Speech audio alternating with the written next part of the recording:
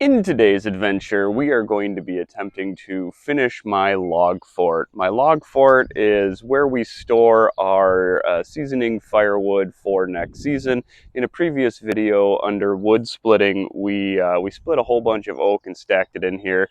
And when I built this structure, I ran out of railroad ties just about the time where it was at an unfortunate height that as I'm stacking the wood, the cross member that goes over the front here is so low that I have to duck under it each time that I was stacking it. So I've just kind of moved it out of the way here, but that's not how I want my log fort to be. And I call it a log fort because it's made out of railroad ties, which were once logs, and when it's empty, it kind of resembles a neat little fort. So I thought, let's finish this project. But I don't have access to any more good railroad ties, so that's not an option. But what I do have access to is chainsaws, an Alaskan mill, and an abundance of dead ash trees. So my plan today is to take a bunch of dead ash trees that are round and turn them into rectangles that are of the same size and shape as these railroad ties and use those in lieu of the remaining railroad ties to finish this structure. So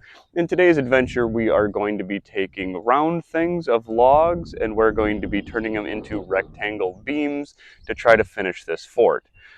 With that being said, as always, I have no idea what I'm doing. This is a fun little experiment. It may or may not work out, but it's a beautiful day. So let's try the mill and let's see if we can get this squared away. Come and join me. First things first, we should probably get the logs out of the woods. In a previous series that I just finished called The Science of Tree Felling, I was able to drop a few ash trees, so I already have logs on the ground. So first thing we're going to do is go into the woods. I have the good fortune of having a friend who built a log hauling trailer for us, and we'll utilize that to get the logs out of the woods and up to the yard where we're nice and close to the chainsaws and everything that we need to get this project done. So let's head in the woods and let's grab some logs.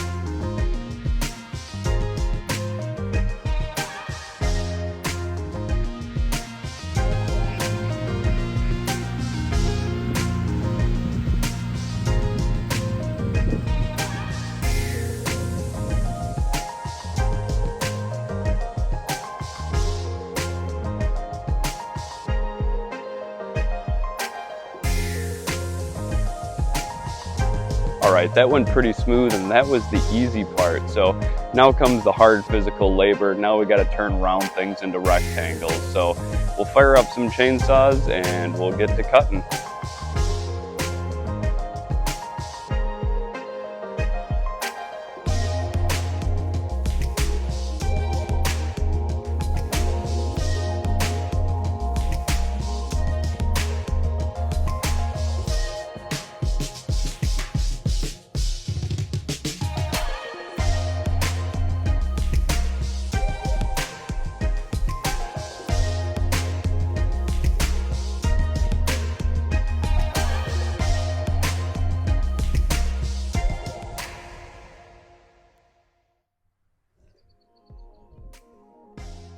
Well, that wasn't too bad. I was able to get the 5 beams that I wanted. Well, kind of, sort of. I was able to get 3 beams cut to the right size. I was hoping to make them all 9x7. I knew I was going to be cutting it close with a couple of the small logs that I was able to bring up.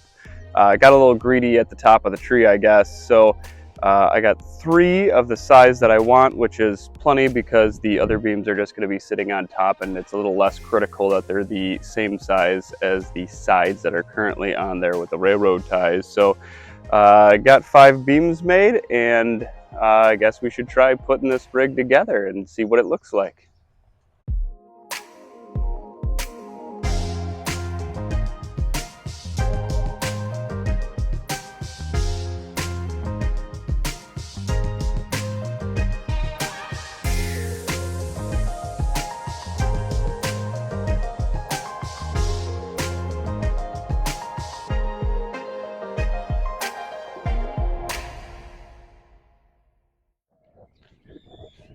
Well, it may not look like much to you, but it is a completed project, and I am quite pleased that my wood fort is now completed with the top cross beams and the height that I was looking for, so I can actually retrieve my firewood without having to duck underneath it. The structure is solid, and I'm quite pleased with the whole experience, from the gathering of the wood to the milling of it to installing it, and admiring it when it's all done. So really appreciate you guys watching. If you're still interested in weird adventures that I'm doing, like and subscribe, tell your friends, and we'll see you next time.